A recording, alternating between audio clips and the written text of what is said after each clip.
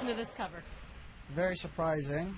I can see they're trying to make a point out of it. I think it makes a really big statement, and it has a big impact. I think it's interesting. I'm not sure that anybody would actually buy it if it did have that kind of cover. I think that would just be frowned upon.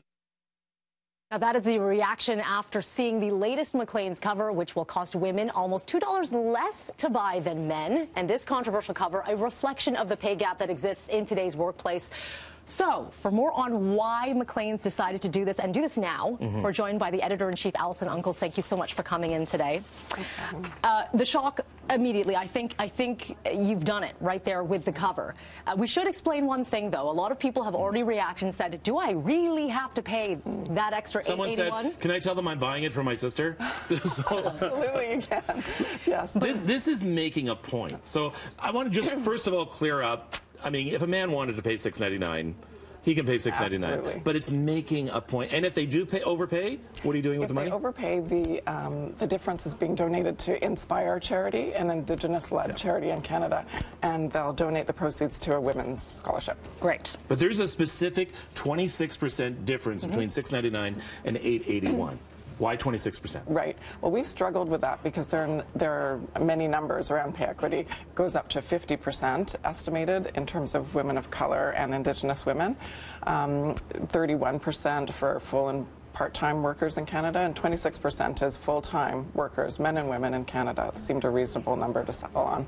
So this is no secret. We've been talking about this gap for quite some time. So why now, and what sorts of articles are you exploring here? Yeah. Well, we actually started thinking about this 2 years ago. We were inspired by a bake sale in Australia where they were pricing cupcakes differently for men and women to illustrate this point. And as the steam kind of grew through the Me Too movement, we saw that the conversation moved from sexual harassment and abuse to the idea of the origins of power, and which is, of course, money. And then over the last few months, we've seen the story bubble in Iceland, legislation there, in Britain, a high-profile editor at the BBC resigning because she was paid substantially less than her male colleagues. In Hollywood, of course, it's exploded. So this seemed the perfect time to really introduce the conversation to Canada. Now, the reaction I'm getting is, yay, it's about time, but I'm also getting that reaction from what appear to be men who are, this is hogwash, this is terrible, it's a myth, it's been debunked, et cetera, et cetera, et cetera. Now, people aren't sending me the numbers to back this up, right? But the reaction that you're expecting, maybe something you've already gotten, is it similar? Right. Well, we've just released this morning, so we're only beginning to see the reaction. That's absolutely one piece of the reaction we expected to see. I'm hoping, though, against the framework of Me Too, that we're going to see a more positive reaction as well. Obviously from women, but hopefully from men as well, who acknowledge that there's a systemic bias in the system that means that this pay equity difference has existed in Canada for decades. Have we seen this gap lessen slightly? Crazily, no. In the last 3 decades, it's moved almost not at all in Canada.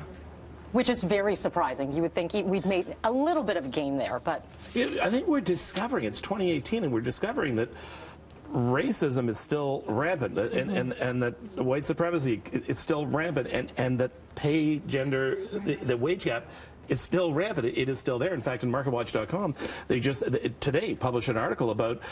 They say that the wage gap is only 10% in the tech industry in some areas. However, there are far fewer women in executive positions to get that pay, 84 to 88%. Right.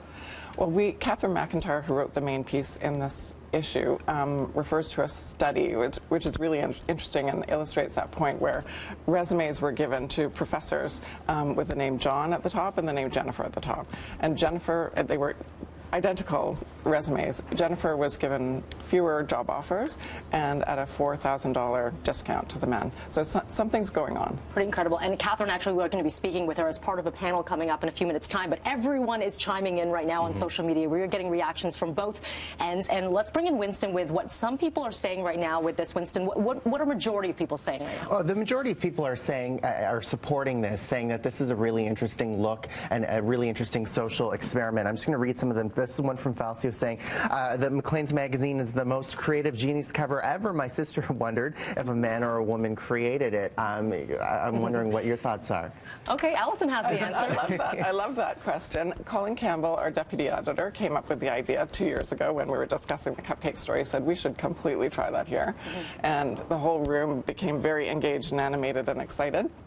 And then I would say I'm the first editor of Maclean's who's a woman in its 113-year history. So we had a partnership between men and women producing this magazine, which is really kind of fabulous. Which is why it's a wonderful collaboration right there. Yeah. And I've got Wayne here saying, it's 2018, and I'm getting a lot of this. This is not the only one. It's 2018, I'm totally for gender equality.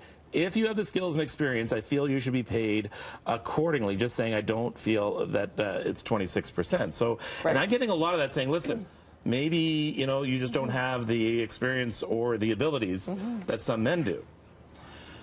Sure. Well, there's a lot of debate around the number, and 26% is the number that we chose. You could also go with 13%, which is the pay equity gap between hourly wages. So, yeah, it's fabulous that there's going to be so much of that conversation today. And one of the things that we're going to explore in this panel coming up is pay transparency and when it becomes effective. If I were to say, here's how much I'm making, what is my male counterpart making? So we're going to be joined by Ann Kingston and Catherine McIntyre from Maclean's and Ishani Nath from Flair, and they have all really contributed to this in very different ways, very different layers as well, to dissect this gap. And then we go into Facebook Live, so bookmark our page. All opinions are welcome. You may disagree with that. It's okay. That's what conversation is about. Just do it with respect. Do it with facts, and we'll do that. One person here who is saying, what about vehicle insurance? Women have always gotten lower rates than men, so maybe it evens out. But then you could argue, what about buying a shirt? You know, if you buy a shirt at a store for a man, it can be $19. The exact same shirt, just the buttons on the other side, can be $60. So we can talk forever. We can talk forever on how it may balance out. But so we have more of this conversation still to come. Alison, thank you so much. By the way, this issue hits newsstands probably in the next coming days, depending on where you're buying it. But make sure to go to macleans.ca for more. And our panel discussion starts at 7:40. You're going to want to join for that as well on our Facebook page. We'll be right back.